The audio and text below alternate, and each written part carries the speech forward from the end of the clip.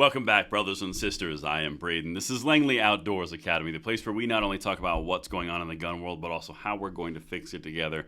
And the content that I'm about to show you is one of the most hysterical leaps into gun control mindset that I've seen in a long time. If it wasn't so serious about infringing upon our rights, we could laugh all day long. Send this one out because they've just introduced a new brand of gun control, and this is going against zombie guns. I'm not making this up. They introduced a bill to prevent zombie guns. We've gone from gun control epidemic to ghost guns to zombie guns.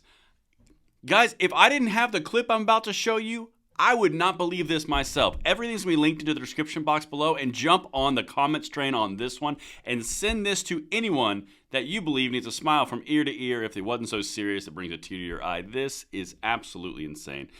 And make sure you hit that like button, subscribe to the channel, and turn the notification bell on. All right, without much more ado, let's get to the representative who's really spearheading this effort of zombie guns, Maxwell Frost. Now, he's like the male version of AOC on the gun controlling left. Gun control is his shtick. It's one of the things that he really wants to put his stamp on, and that's why he propagates all the fibs, if you will, that he's about to. But let's get right to the introduction of zombie guns, and let's find out together what a zombie gun is, okay? Now, does the thumbnail make a little more sense? All right, let's get it. Let's talk about gun violence now, and Florida Congressman Maxwell Frost unveiling his latest effort to put a stop to it in the United States. Frost and several other Democrats announcing legislation to stop what they call zombie guns. What are those? They describe them as guns retired from law enforcement, seized by law enforcement, or others taken during those gun buyback programs. And then instead of being completely destroyed, as many of us thought they would be, their parts are then resold. We don't believe this is the end-all be-all solution to end gun violence. It's one piece in this fight. But when we have a crisis like gun violence that claims 100 lives a day and is the leading cause of death for children, we have to be clear that we need every single solution.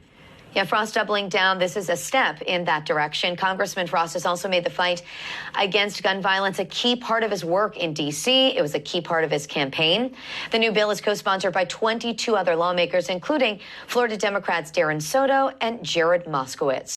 All right, 22 other Democrats signed on to this bill trying to attack zombie guns. Now, if you didn't catch what they said, they're classifying zombie guns as the following definition: any gun that was either seized or older military law enforcement firearms, those now have to be destroyed, including the components, because they ever were once part of a gun. Therefore, that metal is tainted with the stain of billions of people. They're wrestling at the core issue here of a big problem for the gun controlling left. And yes, it's comical, but this is the underlying root that you have to understand. They can't explain to their constituencies that a real gun, by the definition of the NFA and the ATF, is the frame or the receiver, the serialized part. They think it's the entire thing. So instead of having to explain that the barrels, the springs, the handguards, all those things aren't classified as guns, they're accessories, you would have to open up the door. What else is an accessory? Like a magazine? Oh, a bump stock? Oh, all of these things. But you can't do that because that undermines your point. You got to keep it really broad and macro as possible. So we're just going to say they were supposed to be destroyed. They've come back from the dead. They were in the clutches of law enforcement, and now the parts are back on the street making more guns, just like a zombie. Guys, following gun controllers could cause you to lose brain cells. They should be followed with a little warning that says could lose brain cells, because we've gone from common sense gun reform about 4 or 5 years ago to ghost guns, because that made a lot of sense, and now we're going to zombie guns. What's next? Vampire guns? Frankenstein guns? That's kind of already a thing.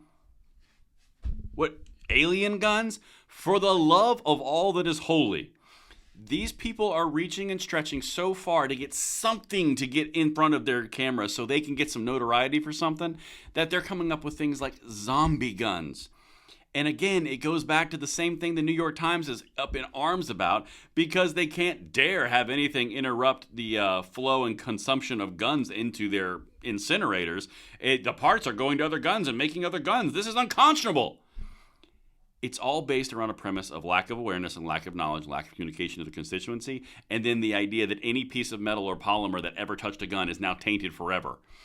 It is the silliest thing that you could imagine, but guys, watch out. If you're in a dark alley, zombie guns are on the loose. I'm almost waiting for Thriller to break out and Michael Jackson to but that's another thing for another time. Hope you guys enjoy that. Let me know what you think in the comments below, and I will see you on the next one. I'm Braden. See you later.